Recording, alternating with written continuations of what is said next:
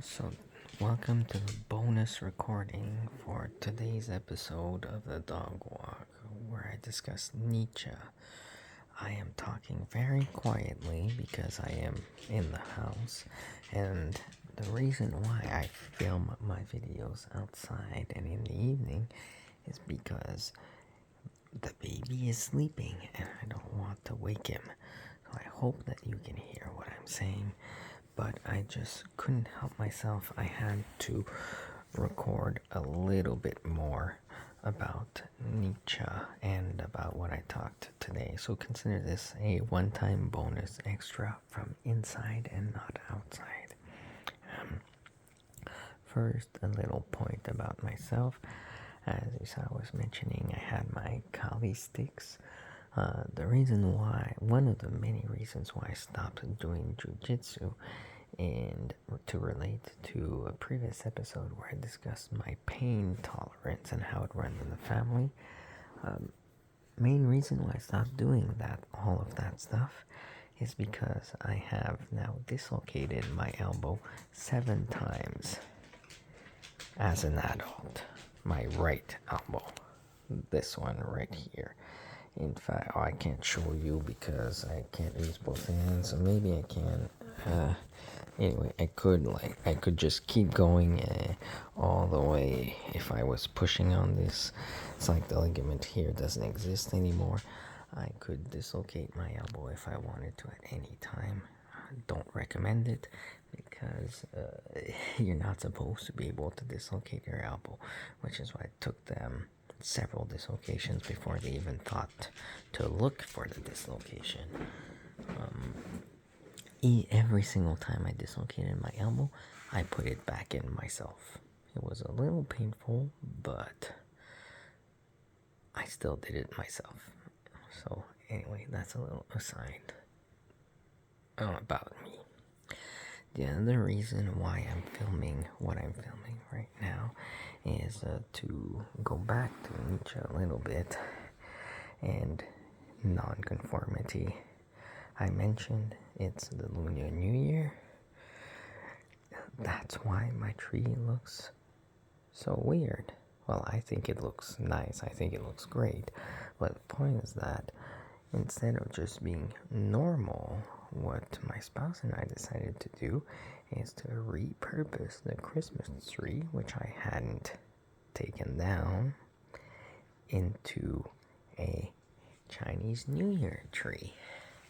So we got some Chinese New Year's decorations, left some of the Christmas ornaments up, but we sort of repurposed our tree. And that's a very benign example of why I think it's important to get back to Nietzsche, to not conform, to think a little bit outside of the box, to not just be part of the herd. And that really is the point that I wanted to make sure that I re-emphasize, because otherwise I'm going to forget it. I think that, and I'm putting possibly words into his mouth, so this is my interpretation, I'll say, but I think the reason why Nietzsche thought it was so important to develop the Superman, the Ubermensch, is because the herd doesn't innovate. The conformists conform. We need people to innovate. We need people to think outside the box and to not allow themselves to be limited by thoughts, concepts, by limitations that others impose upon themselves within their society, or in general. So that's why I think that Nietzsche is pushing towards the Ubermensch, not because it's superior or something like that, or that I think it's really a question of, to bring humanity forward, we need to stop being limited by the restrictions of our past. I actually think, now that I think about it, that kind of relates also to my proposed modifications to democracy, right? that I had talked about in a previous episode.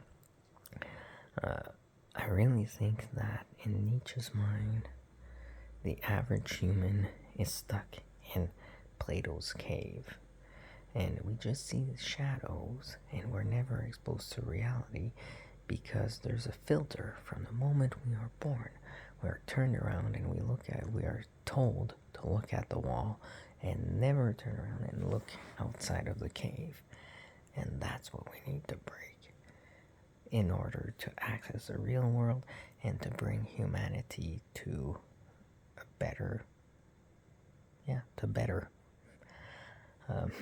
So, yeah, that's really what I wanted to make sure that I didn't forget to mention. So, thank you for listening. I will go a little bit more around the tree just to show while I can, and to show that I walk the talk.